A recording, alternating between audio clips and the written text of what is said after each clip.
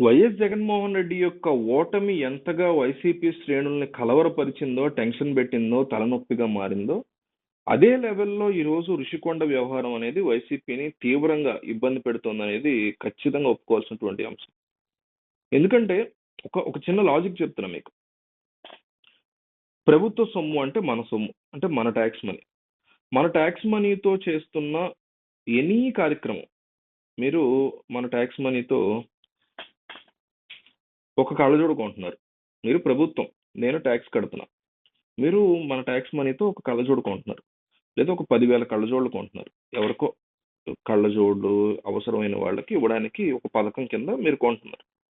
కొంటున్నప్పుడు ఆ కళ్ళజోడికి సంబంధించిన ప్రతి అంశాన్ని కూడా తెలుసుకునేటువంటి ఆహ్, అధికారం నాకుంటది. ఇది ఎక్కడి నుంచి వచ్చింది? ఈ ముక్కని మీరు ఎక్కడి నుంచి పట్టుకొచ్చారు? ఏ కంపెనీ తయారు చేసింది? ఎంత ఖర్చయింది? ఇది ఏ రకంగా తయారైంది? అసలు ఏంటి ఇది? మెటీరియల్ ఏంటి? ఓకేనా? ఈ ఈ గ్లాసెస్ యొక్క పవర్ ఎంత? ఎవరెవరికి ఏ పవర్ ఏ ప్రాతిపదికన ఇస్తున్నారు? అసలు ఈ కళ్ళజోళ్ళన్నీ తీసుకెళ్ళి మీరు ఎవరికి ఇస్తున్నారు? ఏంటి ఉపయోగం దీనివల్ల? దీనివల్ల సమాజానికి ఏంటి ఉపయోగం? మీకు ఓట్లు పడడమే కాకుండా ఇంకేమన్నా ఉపయోగం ఉందా? ఎందుకంటే ఓట్ల కోసం తప్ప ఈ రాజకీయ నాయకులు ఏ పార్టీ వాళ్ళైనా మోడీ దగ్గర నుంచి కేఏ పాల్ దాకా ఎవడో ఏది చేయడు.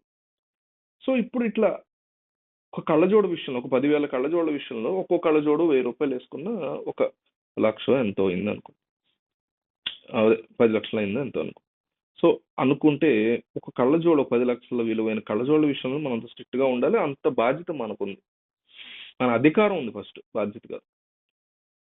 అది ఆ బాధ్యత ప్రభుత్వానికి ఉంది. అట్లాంటి కళ్ళజోళ్ళ విషయంలోనే అట్లా ఉంటారు. ఋషికొండ లాంటి దాన్ని మూసేసి, కప్పేసి, ఎవడు రానీయకుండా, ఎవరిని ఎంట్రీ ఇవ్వనివ్వకుండా, అక్కడ ఏం జరుగుతుందో చెప్పకుండా, దానికి సంబంధించినటువంటి కాస్ట్ కటింగ్స్ జనాలకు చూపించకుండా, నేను జనం గురించి మాట్లాడుతున్నా. తెలుగుదేశం, వైసీపీ, బీజేపీ, కాంగ్రెస్ మీ సావండి, మాకు వదిలేండి. మేము అంటుంది మా గురించి.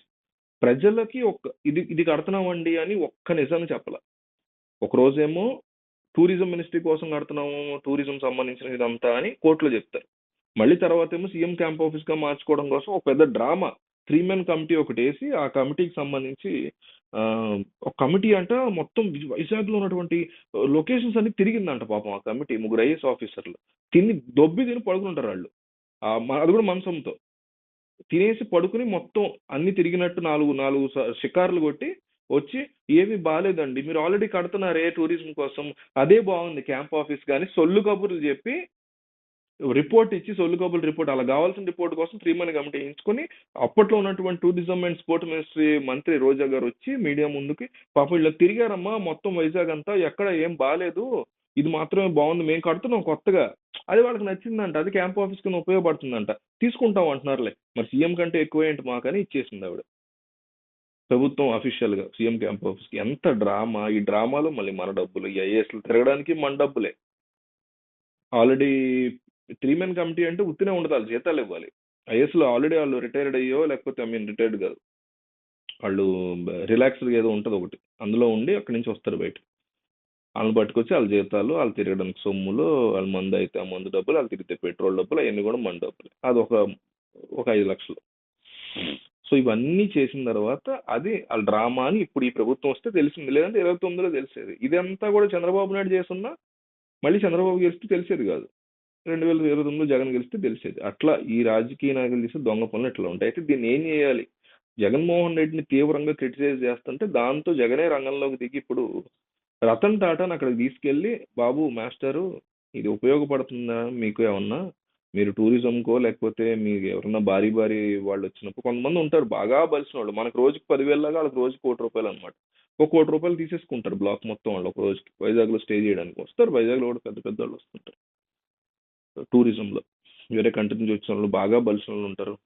సో రోజుకు ఒక ₹1,00,00,000 50 లక్షలకు ఇదంతా ఏమన్నా కుదురుతుందా అని తన మీద పడినటువంటి అపవాదం పోగొట్టుకోవడం కోసం రతన్ టాటాని తీసుకెళ్లి మరీ జగన్ మాట్లాడే ఉద్దేశంలో ఉన్నారని తెలుస్తుంది. నిజంగా ఇది జరుగుతుందా లేదా తెలియదు, కానీ జరిగితే మాత్రం మన డబ్బులు మనకు వెనక్కి వస్తాయి. అట్లీస్ట్ రతన్ టాటా లాంటి వాళ్ళు, అంటే ఈ Tata series, chain of hotels ఉంటాయి టాటా వాళ్ళు, అందులో భాగంగా దీన్ని కూడా వాళ్ళు ఈజీగా తీసుకుంటే కనుక ఇప్పుడుకో 10 ఏళ్లకో 20 ఏళ్లకో పెట్టిన మనం వేస్ట్ చేసిన మన 550 కోట్లు వెనక్కి వస్తాయి. అది దానిగా తప్ప దేనికి ఉపయోగించో పనికి కాదు. సినిమా షూటింగ్లు పనికి వస్తుందేమో, అది కూడా 10-20 సినిమాల తర్వాత జనాలు చూసేస్తారు. ఈ అమ్మాయి అన్ని సినిమాలు ఎక్కడ తీస్తున్నారంటారా అంటారు.